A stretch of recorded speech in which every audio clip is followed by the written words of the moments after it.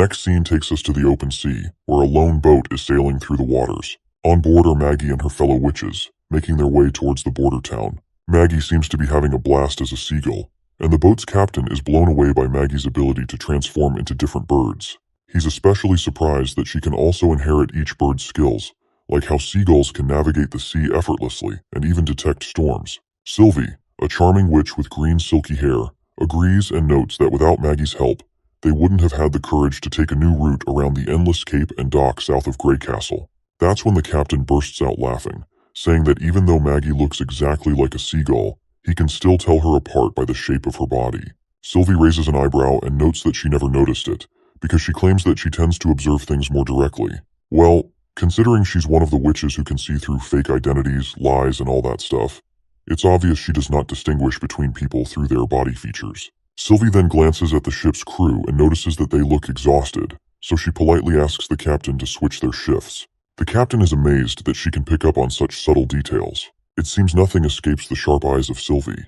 As the captain rushes over to get his crew to stop slacking off, Sylvie's mind drifts back to the last conversation she had with Princess Tilly. Tilly had told her that their trip to the border town wouldn't just be about connecting with their sisters and offering help. Sylvie also had a task to uncover Roland Wimbledon's true identity. If there was anything suspicious about him, Tilly had ordered Sylvie to work with the Witch Union to expose his true self. Right now, Sylvie's worried that in the worst-case scenario, the Witch Union might not cooperate with her. They could end up imprisoning her and her crew just to keep Roland's false identity under wraps. She notices other witches goofing around on the ship. Even though everyone seems happy, Sylvie can't shake the feeling that things might not be as easy as they appear. We also spot Molly, who's having a blast and is excited that they're almost at their destination. On the other hand, a little witch with 2 ponytails looks miserable. She can hardly believe they've been swaying on this boat for a week and is amazed she's still holding on. The captain reassures her, saying she'll feel better once they hit solid ground. He adds that he's never seen anyone die from seasickness before and tells her to hang in there. Ash then turns to the little girl and comforts her, saying that Maggie has already alerted everyone in the border town, so everyone should be here to pick them up soon. The little girl curiously asks if Ash and Molly aren't going to the border town, to which Ash explains that she and Molly just tagged along to ensure their safety at sea. After dropping them off, they'll head back immediately since Princess Tilly needs their help on the island as well. Ash warns the girls to stay away from Roland Wimbledon as much as possible. The little witch then curiously asks her senior why they should be afraid of him since he's just Princess Tilly's brother. Ash agrees he's her brother, but makes it clear that being royalty doesn't mean the prince isn't a creep who likes groping witches. While everyone's busy chatting about the prince, Sylvie notices something rising into the sky from the mountains, and she's absolutely shocked by what she sees. The crew's expressions are priceless as they wonder what kind of giant bird it could be. The little witches turn to their senior, asking if she's ever seen anything like it before. The senior admits that this is the first time she's come across something like this. As they approach, Sylvie's heart swells when she sees a welcome banner fluttering in the air. It's clear the Witch Union is greeting them warmly, and the banner's message clearly says, "Border Town welcomes everyone," which just leaves Sylvie momentarily speechless. When the ship finally reaches the shore, Wendy takes the opportunity to greet everyone warmly and welcome them into Border Town. While Ash remains calm and composed around Wendy, the other witches behind Ash still look quite nervous. Wendy and Ash exchange greetings, and Anna soon arrives on the scene. As Sylvie's eyes land on Anna, she notices that all the magic around the witches seems to be gravitating towards her. The sheer amount of power radiating from Anna blows her mind, making her realize just how extraordinarily powerful our girl Anna truly is. While some witches are busy exchanging greetings, others are eyeing the giant hot air balloon with curiosity. Wendy takes the opportunity to fill them in on all the details about hot air balloons. Wendy then asks Ash if she's sure she won't come to town, since the prince is eager to see them again. Ash laughs it off, joking that the prince definitely won't be thrilled to see someone who plans on poaching his witches. She says she's leaving the kids in her friend's capable hands. Wendy, ever the big-hearted woman, or I dare say big booba lady, quickly agrees and assures Ash she'll take good care of them. With that, lightning pushes all the new witches into the balloon. While Sylvie is still feeling a bit anxious, Anna simply snaps her fingers, and black fire erupts, propelling them up into the sky. Molly waves a final goodbye from the ground, and the girls above in the air take off, heading toward their new home. Up in the sky, Lightning quickly asks the newcomers to show off their powers, while Wendy checks in with Sylvie to see if she's feeling alright. Sylvie replies that she's fine, but admits to having a bit of a headache. Well, it seems like she is feeling more than a surge of pain inside her. She curses herself for instinctively activating her magic eye. She hadn't expected to see so much land at once, and it's the first time she's taken in such a wide view, overwhelming her magic. Wendy advises her to take a few deep breaths, reminding her that everyone feels a bit strange the first time they lift off into the air. Sylvie thanks her and reassures Wendy that she's feeling better already. Meanwhile, the other girls are having a blast as Lightning enthusiastically sings about their prince's heroic deeds, cheerfully narrating all the adventures they've had together. Seems like Sylvie has finally started to relax, realizing the mood is more laid back and fun than she expected, and she hopes it stays that way forever. When they finally arrive above Border Town, the balloon lands near the castle, and the girls are absolutely shocked when they hear the resounding boom of cannons firing. Lightning quickly reassures them, explaining that the prince fired the cannons just to welcome them. Soon after, witches from the Witch Union arrive to greet the newcomers. Sylvie is blown away by the fact that their magic is completely different from what she had expected. She can't help but take note of how friendly the Union sisters have been so far, though she reminds herself to stay on guard just in case. Once they enter the dining hall, they see a feast already laid out on the table. The prince warmly welcomes everyone to Border Town, introducing himself as the ruler of the Western region, and tells them to make themselves at home. While the other ladies are overjoyed to see the feast before them, Sylvie is absolutely blown away by what she is seeing before her. She notices that the prince isn't wearing any stone of divine judgment, and there's no trace of magic inside him. This tells her that the man in front of them is indeed Roland himself, not disguised or controlled by magic. After a hectic day, we find the prince gulping down some delicious wine, letting out a satisfying burp as he leans back on his bed. He's so excited about the witch's arrival that he can't even sleep, so he's drinking to help himself doze off. The prince addresses the newcomers as sisters and asks if their accommodations have been arranged. However, Nightingale isn't too thrilled about him calling them sisters right off the bat, warning him that he shouldn't trust them so quickly. The prince asks Nightingale why she's so cautious, to which she reveals that the witch named Sylvie was speaking half-truths. Although there was nothing malicious in her words, she was very careful in how she chose them. The prince nods, understanding her point. He speculates that Sylvie is likely trying to determine if he really is the true Roland Wimbledon. He reminds Nightingale that if one of her family members completely changed their personality, she'd also wonder if they had been replaced or controlled. This is exactly what Tilly thinks of him, since back in the capital, Roland was notorious for being a lousy slacker and an easy target for bullying. This makes Nightingale curious as well, wondering if the prince is truly Roland Wimbledon. The prince responds that he is indeed Roland, but at the same time, he's not. Nightingale, with her keen sense, quickly sees that the prince isn't lying and asks him why he isn't. The prince grins and simply says that this is just how it is, and there's nothing to lie about. Nightingale just shrugs and says that as long as he remains the Roland she knows, she's fine with it. The prince nods plainly, saying he's always been himself since the day he met her. The next morning, all the newcomer witches are lined up before the prince, greeting him with an anxious, "Good morning." The prince tells them to relax, assuring them that he's not big on formalities, so they can call him whatever they call Tilly. He then explains that he won't assign them any work during their first week. They should take the time to get accustomed to the town's environment and explore Border Town as much as they want. He guarantees that no one will mistreat them or kidnap them for being witches. He reassures the nervous ladies that he has already removed the church's influence from the western region, so this place is as free as Slumber Island, a place of freedom for everyone. The prince continues by assuming the newcomers already know the basics of anti-phase and maturity, so he directly explains that there will be basic lessons after dinner, covering reading, writing, mathematics, and natural sciences. Their salary will be 1 golden royal per month, with weekends off and paid vacations.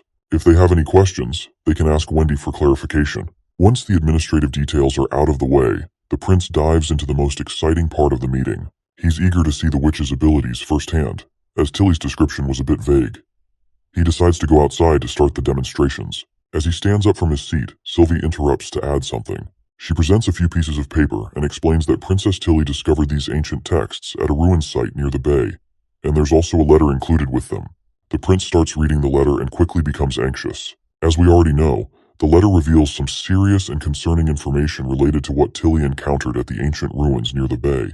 Once Prince is done reading, Lady Scroll confirms that the text in the letters matches exactly with the book Kara retrieved from the Eastern Forest ruins. This revelation piques everyone's curiosity, including the prince's, who reflects on the details in the letter about the man-made island with unpredictable tides, the ancient telescope, and the stone door on the sheer cliff. He finds these elements incredible and is puzzled by the existence of such strange ruins at the bay. Lady Scroll agrees with Princess Tilly's assessment, pointing out that the ruins were created by the same people, given the consistent scripture and language. She's concerned about why the church would have built these structures, and then abandoned them. Wendy adds that it's not just these ruins that are mysterious. Records older than 450 years have been wiped out. She's baffled about what might be hidden there, or why there's such a concerted effort to erase these historical records. The prince says that since Tilly's already been working on deciphering the texts, he's pretty sure she can crack them. To give her a hand, he'll tell her about the holy city of Tequila and send her some photos of the devils Soraya took, as those might help with the translation. He points out that keeping this info hidden is pointless, and it's better to be prepared and understand what's going on, which might even reveal some weaknesses of the church. Because if the church did not care about these ruins, they'd have buried their history even deeper. He also suggests checking out the stone tower in the misty forest again, where lightning once found a devil. Maybe there are more clues there. He adds that once the armies got their new weapons, they'll clear out the forest just in case there are any other devils hanging around. First up, the prince wants to test everyone's powers. They head out to the empty backyard where Lotus, the first witch, shows what she's got. She pulls a giant boulder out of the earth with ease. The prince is seriously impressed, noting that despite being around the same age as Nightingale, Lotus looks incredibly young, just like a freshly picked cucumber. Her abilities are super strong too. She can terraform within a 5-meter radius without breaking a sweat. But when she tries to stretch the mud tower beyond 7 or 8 meters, the tower she creates starts to collapse due to structural imbalance. Also, she uses less magic if the dirt is looser, but her ability is good for solid ground like the slumber island she came from, while the dirt houses she might build in the border town are just going to collapse. Lady Scroll also explains some nerdy details about her power. It's a summoning type, no extra frills, and she can terraform up to 5 meters. The stones of divine judgment hit her hard, but they don't affect anything she's already built. Next up is Honey, who just hit maturity last winter. Her main gig is animal subordination. She can tame any animal and make it follow her commands to the best of its ability. Her control lasts until the animal finishes its task, or she dissolves it herself. Plus, she's got this cool extra ability called Animal Messenger, where she can send animals off to find even more powerful ones to tame. The catch is that all her powers are affected by the stones of divine judgment, and the bigger the animal, the more magic it takes to tame it. Then there's Evelyn, who's about 25 or 26. She's got the wild talent of turning crude whiskey into all kinds of different alcohols, as long as she's tasted them before. She might help out with extracting ethanol, but serving a lady booze during the day is no go. So, the prince will have to wait until dinner to get a taste of her magic. Next up is Sylvie, and the prince feels pretty uneasy around her. She has the power to see through anything within her range, even behind her back and through obstacles. Her vision is totally unobstructed, which is a bit unsettling for him. He's actually a bit envious of her ability. Imagine being able to see through clothes of any woman you want. Sylvie also has an additional ability similar to Nightingale's, where her magic can see accumulated and dissipate. Following Sylvie is Candle, who reached maturity during the last few months. Before, her powers were limited to candle lanterns, but now they're amplified. She can maintain a state of matter for a period of time. For example, if she casts her magic on an ice cube, it won't melt, even if you put it under the sun. Her power is enchanting in nature and requires direct contact with the target. The prince had a grand idea of using Candle's powers to keep molten steel hot forever. However, he soon realized it might be a bit of a stretch, because maintaining that kind of heat would require a ton of magic. The real challenge is how much magic is needed and how long it can be kept up, especially for larger volumes. Nightingale also points out that Candle's magic is pretty good, but her mana capacity is on the lower end of the scale. Still, her talent is a gem. If she can keep something in a stable state, it could seriously boost the durability of machinery made with weaker materials. So Candle's got the potential to make those machines last longer and run smoother. Once he's done examining, Nightingale asks if there are any witches the prince particularly likes. The prince replies that he thinks they're all quite good. Nightingale is shocked to hear that the prince is willing to clap all of them tonight, but he gives her a gentle bonk and explains that he's not trying to light up his night, but simply that their abilities are impressive. The prince then decides it's time to head back to the castle since the testing is over. He mentions that he has something he wants to give Nightingale after dinner. I wonder what it could be. Maybe his rod or something special. It seems like Nightingale is really looking forward to whatever the prince wants to give her tonight. When dinner time arrives, everyone enjoys a grand feast once again. What's most intriguing today is the prince's new invention, and Lightning and Maggie are eagerly anticipating what kind of ice cream or other creation he has come up with. The prince tells them that everyone will find out soon enough, but they should eat first. Nightingale feels a bit disappointed that the surprise isn't just for her, but rather something the prince has prepared for everyone.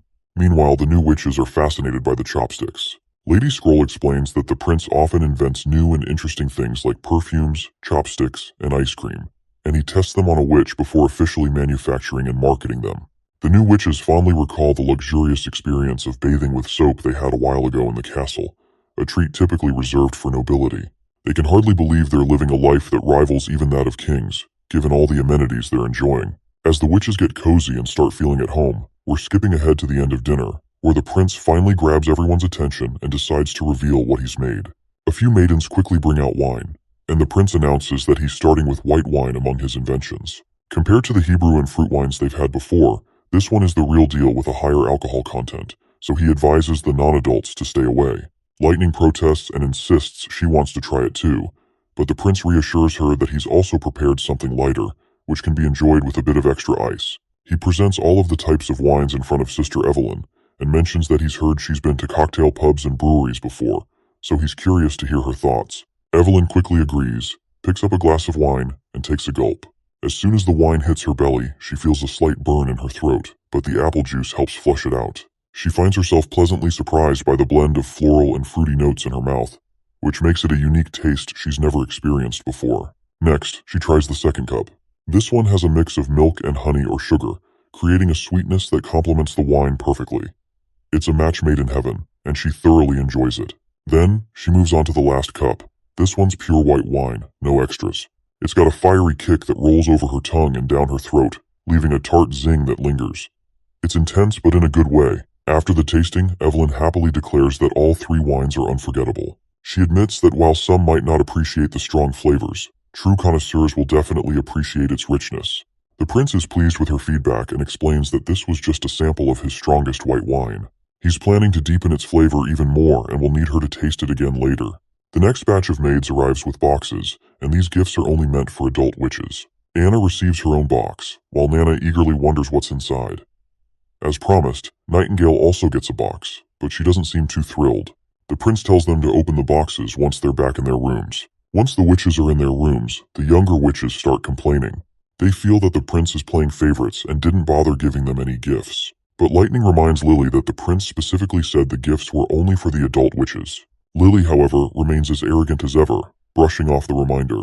While the young witches argue among themselves, Wendy starts opening her box. As soon as she lifts the lid, all the witches crowd around to see what's inside. Turns out, the prince wasn't joking about the gifts being for adults. Inside the box are bras, clearly meant for ladies with saggy hooters. The younger witches start fiddling with the bra, having no clue what the hell this thing even is. Maggie comments on how the bras seem like an incredibly large pair of goggles, while Lightning is skeptical, wondering how exactly these are supposed to be used. That's when Wendy spots a letter in the box. She opens it and starts reading it with her eyes closed. Meanwhile, Lady Moon is enjoying the soft, smooth texture of the bra, while Lightning and Maggie are still trying to figure out what's going on. It seems like the older witches have finally understood what the bras are for, and they're pretty embarrassed by the letter. It explains that bras help redistribute the weight of breasts, improve circulation, and enhance posture. The younger witches look at their own flat chests, and then at Wendy, who is sporting the largest melons ever. Even the usually arrogant Lily starts to understand why the gifts were only meant for adults.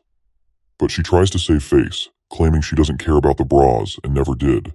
It's clear, though, that Lily's just trying to cover up her embarrassment about not having a pair of her own. Lightning tells Wendy to take hers off because she wants to try it too. But Wendy gets flustered and quickly pushes all the younger witches out, telling them to go to sleep. She closes the door behind them, her heart still racing, and wonders why the prince gave them something like this. Nightingale confusingly questions why the prince didn't just give the bras collectively. But then, realization strikes her like a thunderbolt out of the blue.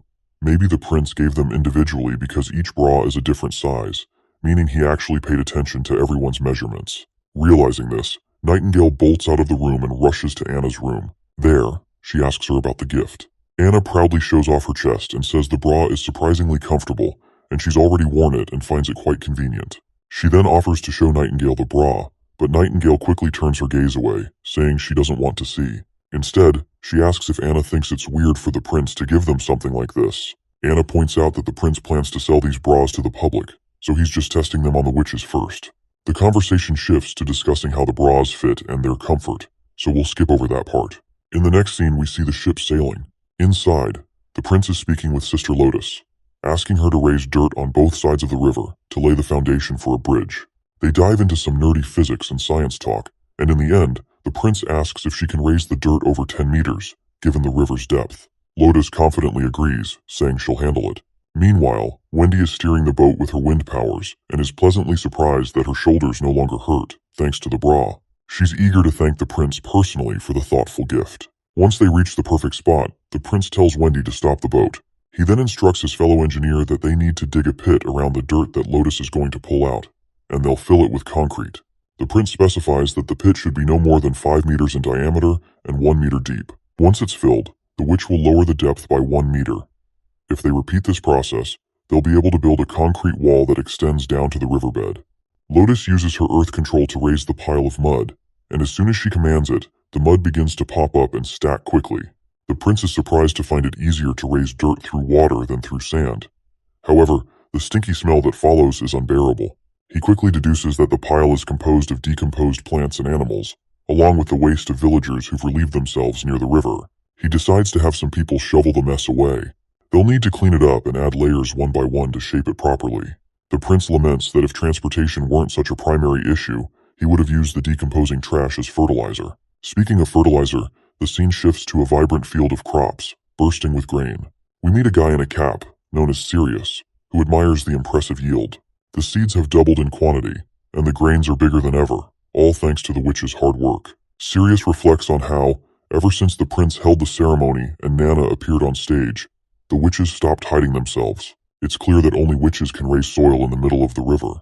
Suddenly, 2 people rush up to Sirius, and it looks like he is not thrilled to see these guys here, because he's pretty sure they're about to ask the same old questions.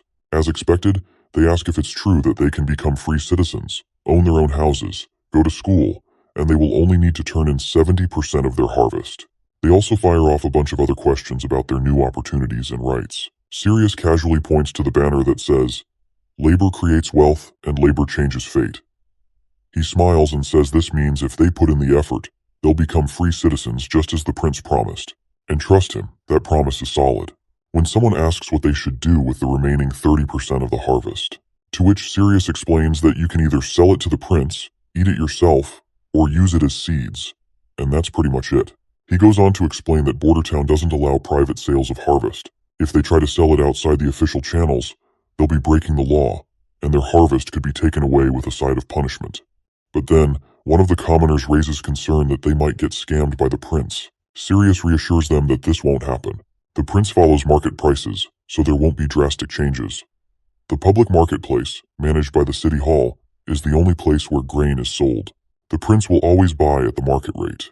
With that, Sirius concludes the conversation and tells them to get back to work. Another guy pipes up and asks Sirius if he knows where Miss May and Miss Eileen went, since there haven't been any stage shows recently. He's worried they might be sick. Sirius reassures them that they'll return in the fall because they can't perform in this scorching heat. Or can they? As the workers head off to their tasks, Sirius reflects on his own journey. He used to be a knight, trying to escape his father's fields, but got captured and stripped of his position in just a few months. Somehow he ended up at Bordertown. His salary is going up, there's plenty of room for advancement, and he's even come to look forward to the harvest. In the next scene, the farmers have finished harvesting all the grain and have even started burning the leftover straw. After a while, the bald advisor, who is absolutely thrilled, reports to the prince that this season's harvest is enormous. He explains that, according to the city hall's estimates, their exports are 4 times higher than before, and their best field has produced 6 times more than its previous yield. This gives them more than enough to feed all their villagers. The prince smiles at the good news, pleased to know their warehouses won't be empty anymore. The bald advisor adds that with additional workers and more farmers, they could easily support 50 to 60,000 people. This makes the old man even more turned on, as he dreams about their town growing into a city and then expanding across the entire continent. You see, in this world, city growth is pretty much limited by food supply. A big city like the capital, with 20,000 people, needs tons of surrounding villages to keep everyone fed. But with new machines our boy just produced, one person's work can now feed 10,000 people, and the big harvests in Bordertown are all thanks to Sister Leaf's improved grain. We further learn that the prince has cut back on the number of farmers without lowering the output, which means he can now focus on manufacturing. Since the agricultural team has nailed down the best farming strategies using metal tools and machines, their exports are only going to get better. In the next scene, the prince then steps up on a pedestal and gets the crowd pumped up. He knows they're dying to hear some good news, So he tells them straight up, the city hall will handle turning everyone into free citizens. You can choose to keep farming or try something else in town. Once the harvest wraps up, they'll announce the details about citizenship promotions. The crowd goes wild with cheers and praise for their prince. The prince further goes on to announce that starting next year, they'll only need to meet a quota to gain citizenship, making competition unnecessary. Basically, if you work hard, you can shed your identity as an indentured worker. As he said before, hard work creates wealth and labor changes your destiny. He hopes for a day when Border Town is free of indentured workers and everyone is a free citizen. The whole crowd erupts in excitement, swinging their praises for the prince. The scene then shifts to somewhere unknown, where we see Timothy, a wannabe king, after a long time. He's lounging in an office room, reclining back in his chair and bizarrely sniffing the wooden table. By the smell, Timothy can tell the table is made of cerulean wood. He's surprised to find that her sister still prefers materials from Blizzard Peak, which means his sister definitely not feminine at all. A creepy smile spreads across his face, which soon turns into maniacal laughter as he gloats about having outdone his sister, Garcia. Timothy reveals that in just half a month, he's methodically taken over the Sand Nation people she left in Clearwater Port. He's confident that she's lost her grip on the southern region, and he's feeling pretty smug, knowing that the Queen of Clearwater is now history and the southern region is back under his control. Just as Timothy is savoring his triumph, one of his knights barges in. Timothy tells him he'll be heading back to the capital the next morning. The knight will handle everyone else, except for Timothy's personal guards and the capital's night squad. He instructs his knight, who goes by the name Duke Edward Haas, to keep the southern region secure and to prevent the Sand Nation from stepping into Grey Castle territory. Edward Haas asks if this means he'll be staying behind. Timothy agrees, saying there's still a lot to finish here, and he needs someone loyal and powerful to stay behind, either to deal with traitors or gather refugees. He reassures Edward not to worry. He won't be stuck here forever. Once everything in Clearwater Port is sorted, he'll make sure to bring Edward back to the capital. He explains that Grey Castle still needs to be unified, and before conquering the western region, he'll need many knights to fight. So he promises his loyal friend that he won't leave him behind. Edward looks down, saddened, and reminds Timothy that his brother Raymond Haas is missing. He asks why there's been no news about him, especially since it's been 2 months since Raymond went to the western region. Timothy reassures him that Raymond might be delayed by something, or he could be on his way back. He tells Edward not to worry about his brother for now. The focus should be on burning down Garcia's old stronghold. Timothy wants everyone in the southern region to see that Garcia's old base will be nothing but ashes. Even if she returns, it will be in ruins. He instructs Edward to just burn the soldiers who survived the church's pill's side effects. Once Timothy is alone, he reflects on how Bordertown has easily handled the demon threats, defeated Duke Ryan, and captured Longsong Fortress. He's confused by how his one of the dumbest siblings is doing all this. Not only that, Rayman and his 1/500 soldiers who were deployed to the west have also completely lost contact. He's convinced that something significant must have happened in Bordertown to cause such a drastic change in his brother. Whatever the case, Timothy is determined to make his brother, Roland Wimbledon, beg for forgiveness at his feet eventually. Back in the Holy City, the Pope receives grim news about Heather's death. Despite the somber update, he remains composed and reassures his junior that Heather was a devoted, intelligent, and honest girl who will be remembered fondly. He vows that the perpetrator, Garcia Wimbledon, will face justice in due time. The Pope's concern quickly shifts to whether Garcia is collaborating with the Wolfheart Kingdom, and how Church's new poison is working against them so far. Priest Main reports that while the poison worked as expected during the attack on Broken Tooth Forest, where it incapacitated the enemy soldiers before they could fully combat the threat, the results were less effective when used against Wolfheart City. The enemy remains strong and resilient, and Main takes the blame for this failure. The Pope explains that the new poison was derived from demon beasts, and further highlights that there are records of 70 abilities that can counter it, with 30 capable of neutralizing it immediately. Given this, it's not surprising that a large nation like Wolfheart would have a witch with such countermeasures. The Pope shares his worry that if witches can really counter their poison attacks, it might change how people view them in Wolfheart, potentially even making them heroes, and that would be pretty bad news for the Church. He reminds Maine not to get too hung up on the losses of their judgment and divine punishment armies, as it might distract them from making important decisions, and they don't want the battle to cool down. But there's a silver lining for the Pope. Garcia and the Wolfheart forces are all gathered in one place, and he is planning to take them all out in one go. The junior has no clue how they are supposed to achieve this, so the Pope just tells his junior to follow him. As they walk through the dimly lit tunnels, a night lights up the area. The Pope shows Maine their secret weapon, which was originally intended to be used against powerful demons. It can be put to use now. He calls it City Breaker, and it runs on magic, needing 3 or 4 witches to control it. The Pope explains that the city breaker has a range far beyond catapults and ballistae. It's incredibly hard for typical city walls to defend against its steel bolts, and it can slice through wooden ships like a knife through cloth. He's confident it'll handle both Wolfheart's city walls and the Black Flag fleet with ease. When Maine asks if this weapon was developed by the secret Holy Temple, the Pope says no, and reveals shocking news that it actually came from their enemies, the Underworld's devils. That's why it's been hidden deep within their caves, and he advises Maine to keep it concealed and only use it strategically, as they don't want civilians to see the kind of monstrosity it is. The Pope says he's going to assign 2 top-notch pure witches to help out, ensuring Garcia and Wolfheart won't get away this time. Hearing that, Priest Maine's face lights up like a kid in a candy store. You see, pure witches under the Pope are the best of the best, with some seriously impressive abilities. Before Maine heads out, the Pope tells him to shed the blood of those heretics and avenge Heather. Maine quickly responds with a crisp, "Yes, sir."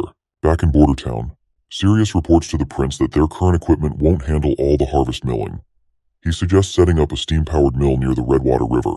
The prince agrees, and tells him to send a request to the city hall and draft a plan once the funds come through. Sirius also mentions that 516 people have become free citizens, and their names have been sent to the old man Baroff. With that, Sirius wraps up his report. The prince is quite happy with Sirius's performance, and is confident that Sirius will be valuable in recruiting aristocrats and knights from the fortress, given his impressive manners. Next up is Lady Scroll, representing the education sector. She reports that all the students who finished their basic studies have moved into their preferred sectors, with 5 even applying to the chemistry laboratory. It seems Prince Roland was hoping for more than just 5 recruits, as otherwise the newly built laboratories might end up sitting empty for a while. Even Kyle Sichi, the head of the chemistry department, is concerned about the low number of applicants. The prince then asks Kyle to report on his department's situation. Kyle, who isn't fond of these meetings, makes it clear that he's not into wasting time, and suggests finding a new representative for the department if this is the routine. Kyle Sichi then points out that he needs more personnel. The new assistants are young, but they're quick learners, and basic education seems to have done the trick. He also mentions that if the prince grants him access to Chemistry 201, he might finally come up with a way to manufacture acid on a larger scale. Next up is a guy in glasses, who reports on the infrastructure progress in Border Town. He covers everything from bridges to residences and city walls. Let's not forget about Captain Ironaxe, who reports that the Second Army has finished basic training and is ready to march to Longsong Fortress whenever needed. Aside from the artillery division, all soldiers have now switched to using revolving rifles. With that, the meeting wraps up.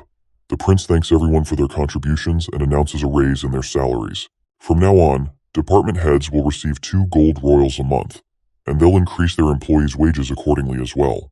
The prince finally announces the highlight of the day, his plan to expand Border Town into a real city. He's talking about a massive transformation that will stretch the city west to the Badlands, east to Longsong Fortress, and south to the sea. The surrounding mountains will serve as their natural walls, making the city larger than the capital or any city in all 4 kingdoms. He emphasizes that all it will take is hard work and preparation to turn Border Town into a metropolitan marvel that will outshine all others. Once everyone has left, the old man Baroff raises a concern. Despite the recent successful harvest, the treasury is running low on funds. After paying Margaret, the Merchant Guild, and Theo, the finances are tight, with only about 2,000 golden royals left, which is a dangerously low balance.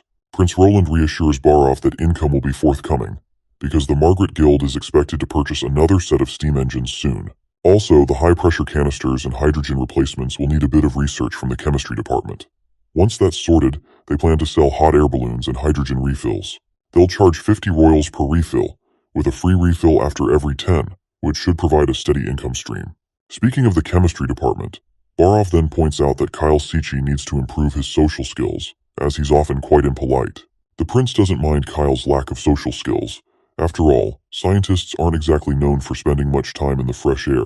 As the night deepens, Kyle Sichi, true to a scientist's nature, is still buried in his studies. He's wrestling with periodic tables and equations, though we don't need to get into the nitty-gritty details.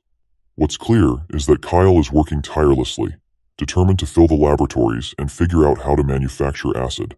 His main goal is to earn Chemistry 201 from the prince, although what exactly that entails is still a mystery to us. It seems Kyle has a lot riding on this, and he's pushing himself to the limit to reach his goal.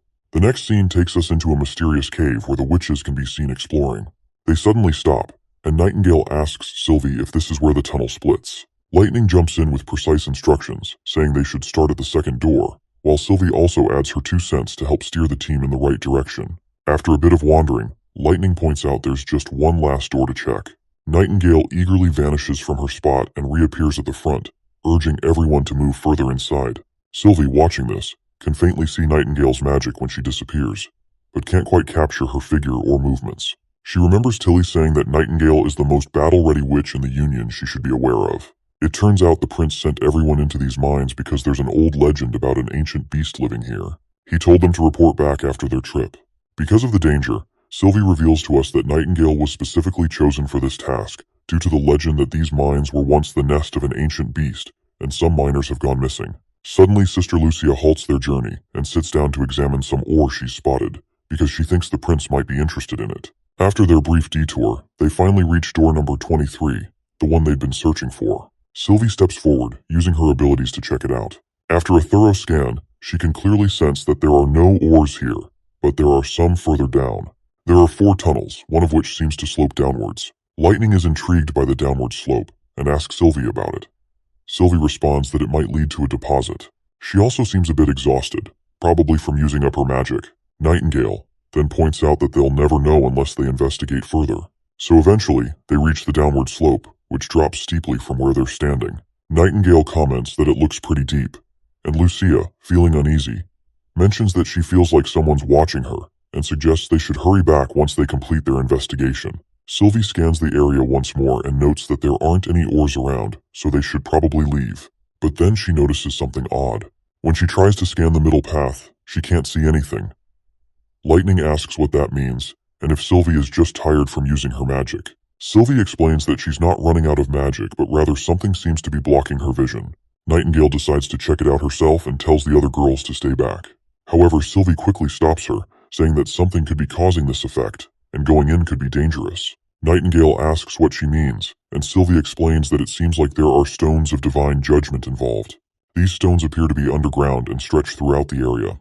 In the next scene, we see the prince arrive at the underground location with his trusted partners, and is utterly awestruck by the sheer magnificence of the giant crystal before him.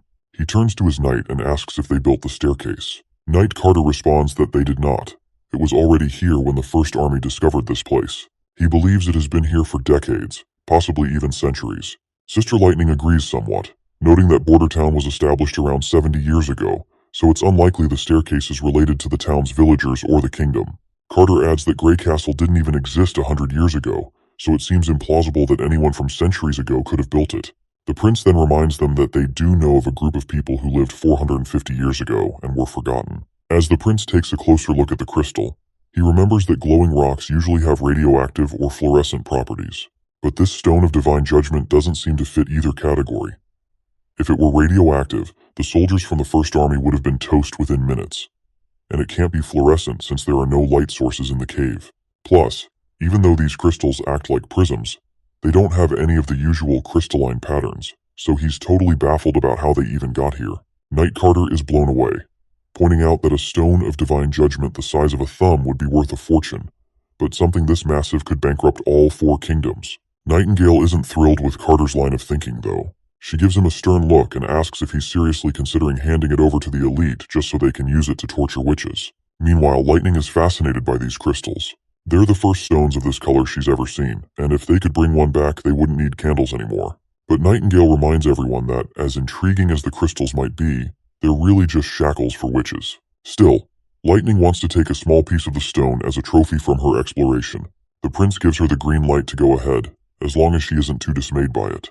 With that, Lightning tries to crack the stone with a rock, but it doesn't even leave a scratch. Even Knight Carter is surprised because, as far as he knows, divine stones of judgment are supposed to be fragile. Lightning then starts hitting the crystal from different angles, but the result is the same. No scratches, no cracks, nothing. That's when the prince tells Nightingale to give it a try. She bombards the crystal with bullets, but it remains just as shiny and undamaged as ever. The prince is intrigued that even revolvers can't make a dent in the crystal. Carter wonders aloud how the church managed to break it down for sale if it's this tough to crack.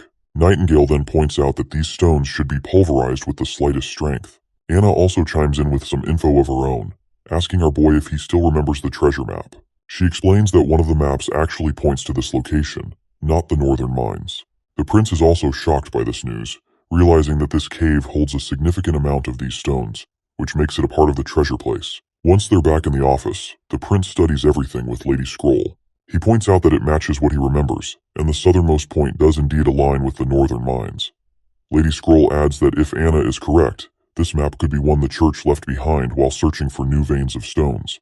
She's curious about why they would abandon everything after excavating it and building the stairs.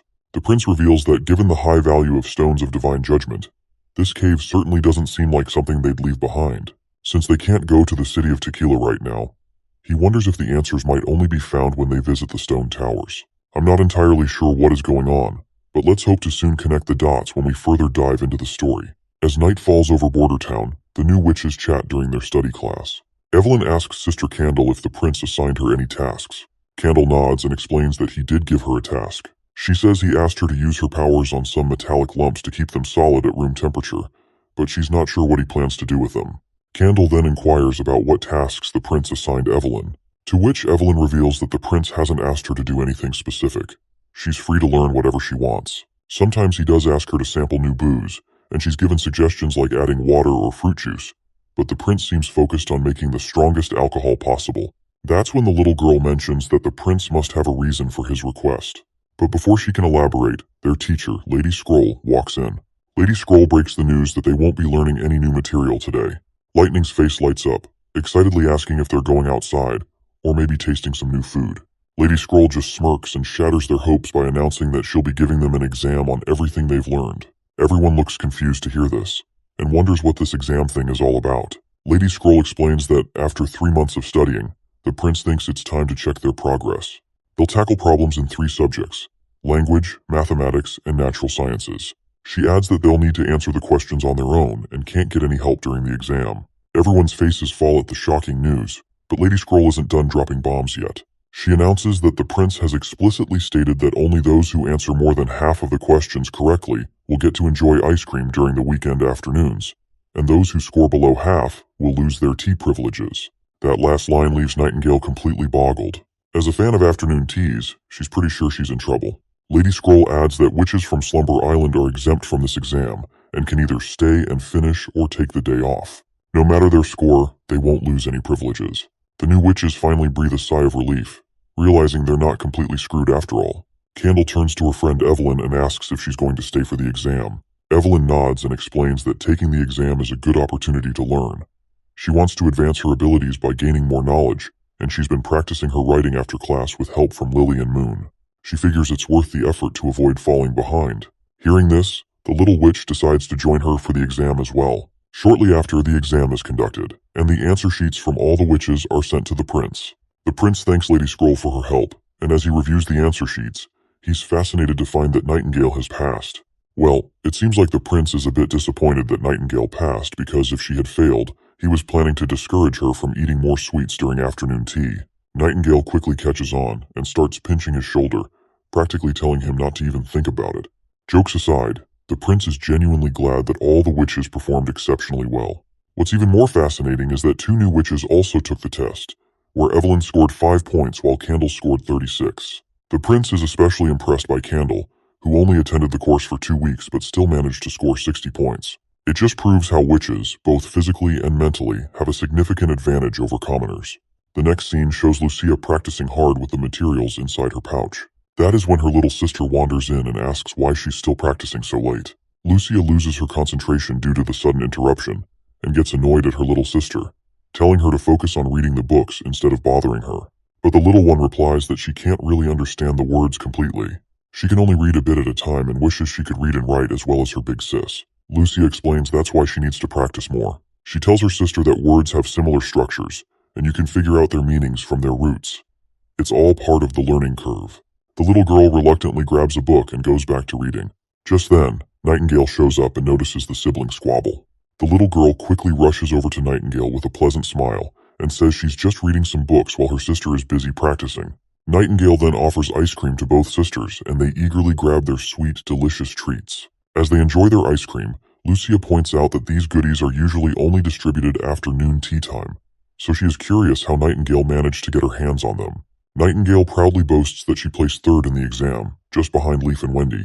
Since the prince didn't expect her to pass, she figured she'd try to get something extra from him. Lucia then asks how many points she herself scored, to which Nightingale reveals Lucia got around 68 points. Lucia's face falls a bit at this, since there were 120 points total, and she only scored a little more than half. As her mood sinks, her melting ice cream starts to drip, and a drop of creamy sweetness lands on her hand. Nightingale quickly grabs Lucia's hand and licks the sweet nectar off, reassuring her that she did fine. She explains that Lucia hasn't been studying with them for long, so it's perfectly reasonable to miss a few questions in math and science. The banter among the ladies continues, and the little girl cheekily asks Nightingale if she likes princes. Her big sister panics and quickly shushes her, saying she shouldn't ask such blunt questions. Nightingale blushes but admits that, yes, she does like him. The scene shifts to Roland's office, where Lucia presents the ore samples she collected from the northern mine.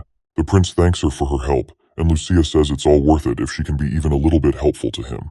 As the prince examines the ores, Lucia's thoughts drift back to Nightingale's confession. She admits to herself that she doesn't really understand romance or whatever it is, but the idea of a witch being interested in the prince seems impossible to her. She thinks it's best if witches keep their feelings to themselves and not let others know. Meanwhile, the prince finishes examining the ore and tells Lucia that he'll have Sishi take a look at it. He suggests that Lucia keep practicing her abilities at the mines and to ask Anna if she needs any help with anything. Lucia feels a bit confused that even the prince can't identify the ores. But then, the prince calls her name, and she perks up at the sudden attention. The prince congratulates her on passing the exam and reveals that she placed 9th with 68 points. He acknowledges that it's impressive to perform well after only studying with everyone for a month and encourages her to keep up the good work.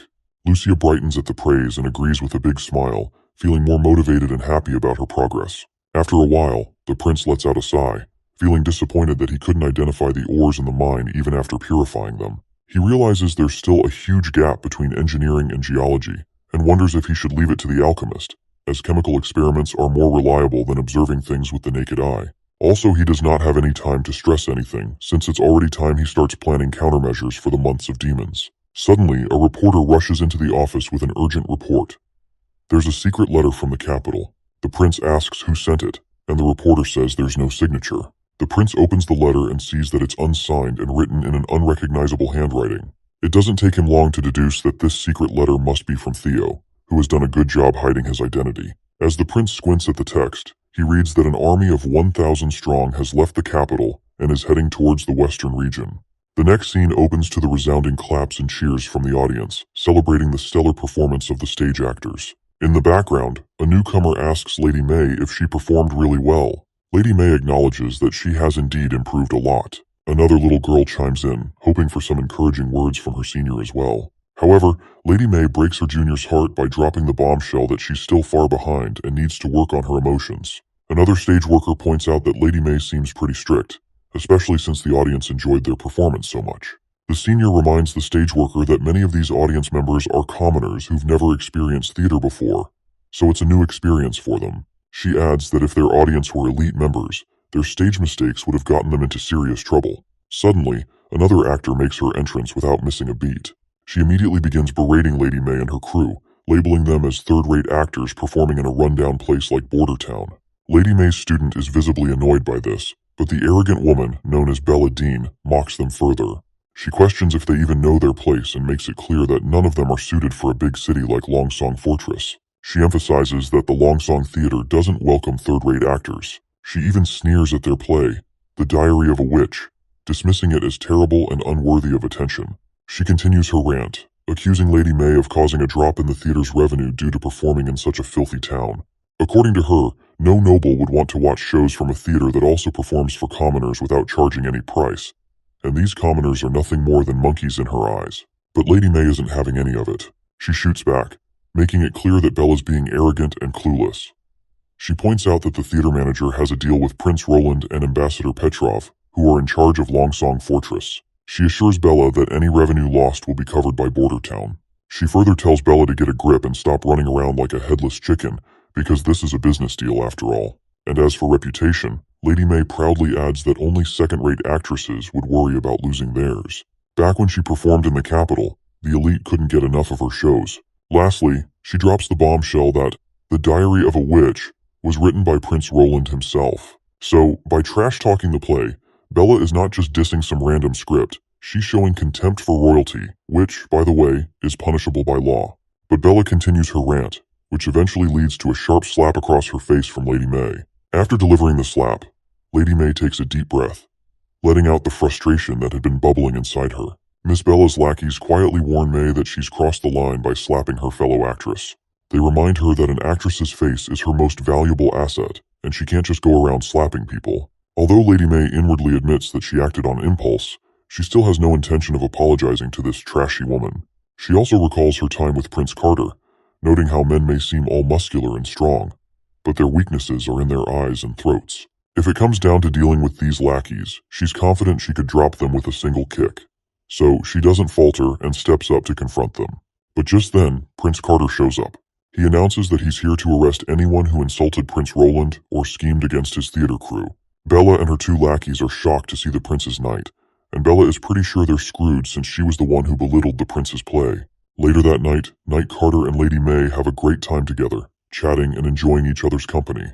But we are not interested in their lovey-dovey shit, so let's jump ahead 2 days. Inside the castle of Border Town, representatives from the 5 families have gathered from around the western region. Prince Roland reveals that he has received reliable intel indicating that Timothy has sent soldiers to Longsong Fortress. Their numbers are unclear, but there's no doubt they're coming for Border Town. He explains that Timothy's typical strategy involves kidnapping commoners to bolster his forces, then making them eat the church's drug.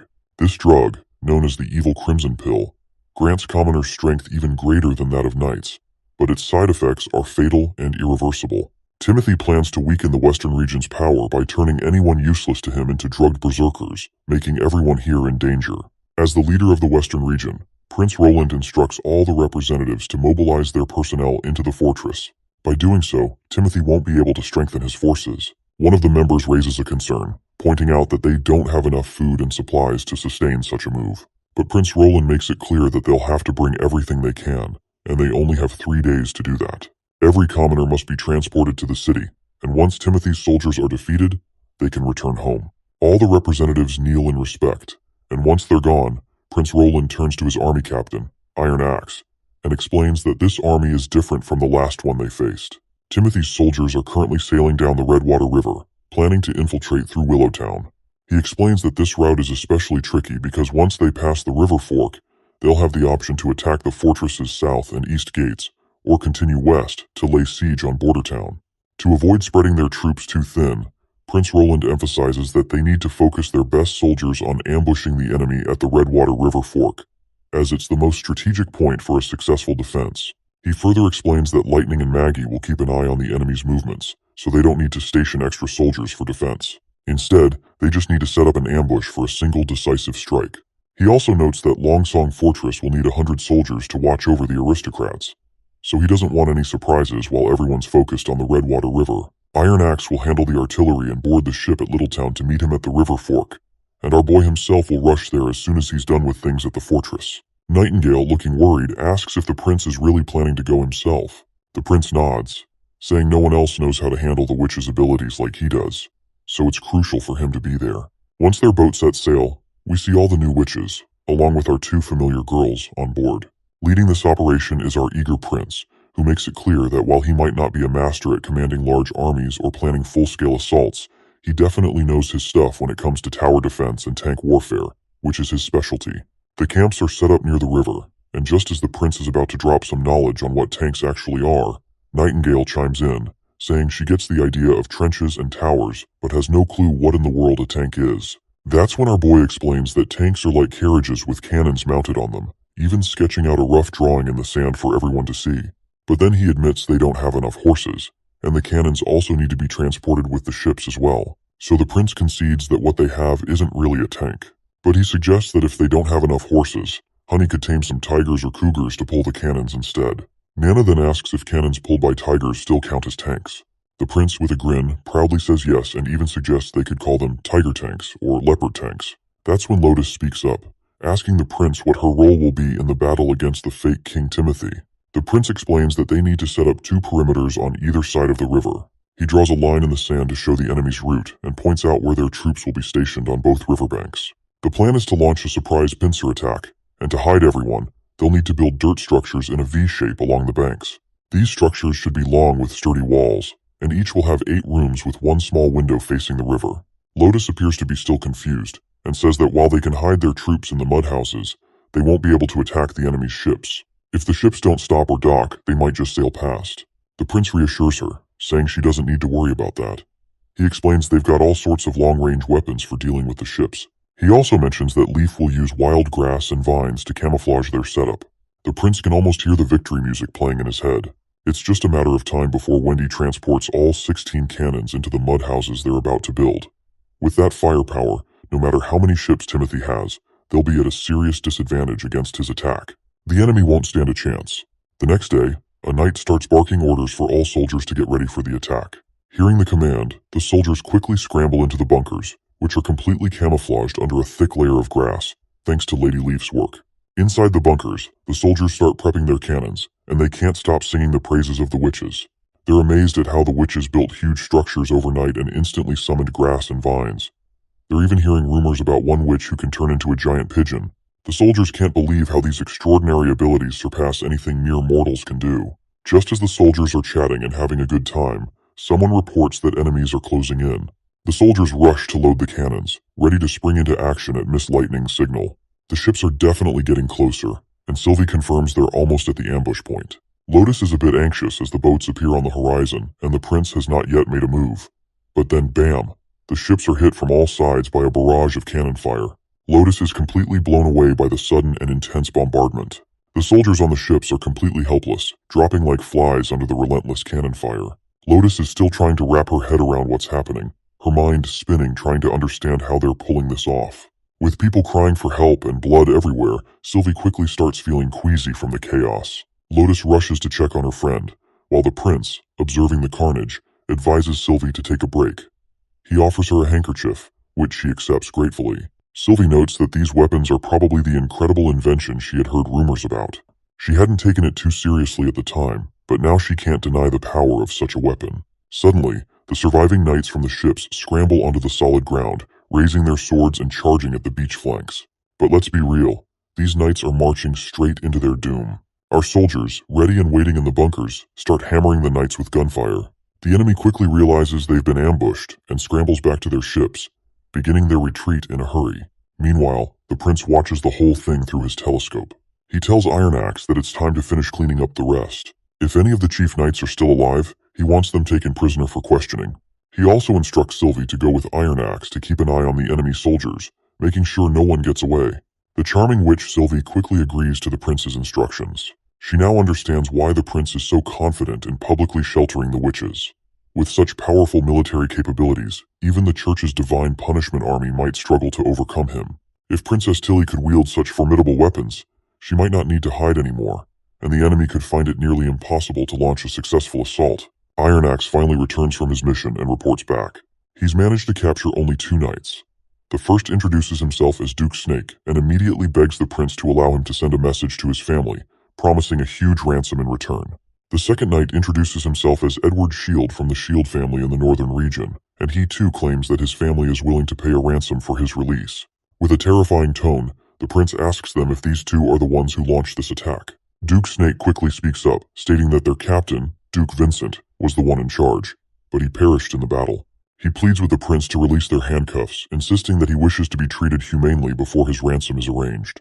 The prince, however, makes it clear that he's not interested in a ransom. All he wants is the main goal of the attack and Timothy's next move. If they provide this information, he'll let them go. The 2 knights apologize and firmly state that they can't divulge any details. They've sworn loyalty to Timothy and refuse to betray their king. We can tell that the prince is really bothered by their response, so he simply turns on his heel and starts walking away. He tells Iron Axe that the fate of these knights is up to him, and makes it clear that he doesn't care what happens to them, as long as he gets the information he needs. Iron Axe quickly agrees, telling his soldiers to take the 2 knights away. Before they leave, the prince reminds the captain that once the interrogation is over, the 2 knights should be counted among the casualties. After all, they brought this on themselves by invading the western region and involving civilians in their mess. The next day in Border Town, the prince learns that the soldiers they defeated were just the first wave of Timothy's forces. Iron Axe confirms that this fits Timothy Wimbledon's strategy, revealing that Timothy is sending waves of refugee armies to attack the western region, using similar tactics to those employed at Clearwater Port. The prince asks if all the soldiers are civilians. Iron Axe replies that it's a mix. Some are criminals and troublemakers among the refugees. He explains that Timothy captures these people, makes false promises to pacify them, and then forces them to take the pills. This way, they fall entirely under Timothy's control, and Timothy needs more pills to keep them under his influence and manage their pain and desires. The prince feels a pang of sadness for those forced to take the pills, because the pills only offer a temporary reprieve, delaying an inevitable death, and he knows that even one pill means they're beyond saving. Iron Axe agrees, noting that Timothy never mentioned the pill's side effects to those people, and everyone was tricked into believing they'd receive status and rewards after fighting. Duke Vincent had underestimated the defenses of Border Town and thought that 1,000 drugged commoners would be enough to take down the Border Town. Iron Axe further reveals that Duke Snake spilled more details during the interrogation. Timothy had planned to split the commoners into groups to attack the town, while keeping an eye on their defenses. The prince makes it clear he won't let any enemy soldiers get away this time. Since Duke Snake was part of the first wave, he asks if they know anything about the next waves. Iron Axe shares that they didn't get many details about the second wave, but Duke Snake did mention it would be much larger than the first. The prince is disappointed to see Timothy squandering valuable lives as cannon fodder. It's hard to believe his brother could be so reckless with such a costly gamble. The prince then points out that once the Demons of Months arrive, the entire western region will be covered in snow. If they're going to attack, it needs to happen before winter hits. This means he plans to drag out the battle. Iron Axe asks if they should send a messenger. The prince thinks it won't be very effective. To make Timothy rethink his strategy, they'll need to cut his forces and show him that sending commoners into battle won't work against the western region. The prince spreads out the map and explains the urgency of their next moves. He explains that he was too slow and cautious in spreading news about the western region and recruiting more people. To cut off Timothy's options for gathering commoners for his forces, they need to recruit and interact with commoners, just as they did with the refugees in the capital. He emphasizes that the war-torn southern region is the most critical area to address next, followed by the northern region. He plans to release the prisoners to send a clear message, ensuring that Timothy's forces won't attempt another futile assault. Iron Axe raises a concern that releasing the captives would expose their strategies and weaponry. However, the prince reassures him that Timothy will remain in the dark about the specifics of their weapons' strength and manufacturing capabilities. The released captives will only reveal the extent of the weapon's power and not the intricate details of their operations. Additionally, these captives will carry a warning letter to Timothy, which will serve as both a strategic and psychological advantage. Iron Axe looks puzzled, so the prince clarifies his strategy. He plans to announce a specific date for a major offensive and then lay siege on the capital during that time. This will not involve the First Army, but rather an unexpected aerial assault by the witches. He explains that while the chance of actually killing Timothy is slim, the primary objective is to create a significant psychological impact. By demonstrating their ability to strike directly at the heart of Timothy's power, they will shake his confidence and destabilize his rule. The goal is to make Timothy feel threatened and uncertain about his position, thereby achieving a successful operation through fear and disruption. Well, that was a lot to take in. I'm sure this episode was more dialogue-oriented than action-packed, and we didn't see much progress on the industrialization front. Nonetheless, it was a great episode. I guess having character development and compelling narration is what makes Release the Witch special, regardless of how dialogue-heavy the series is. I enjoyed narrating it, I hope you enjoyed it as well, so leave the feedback down in the comments.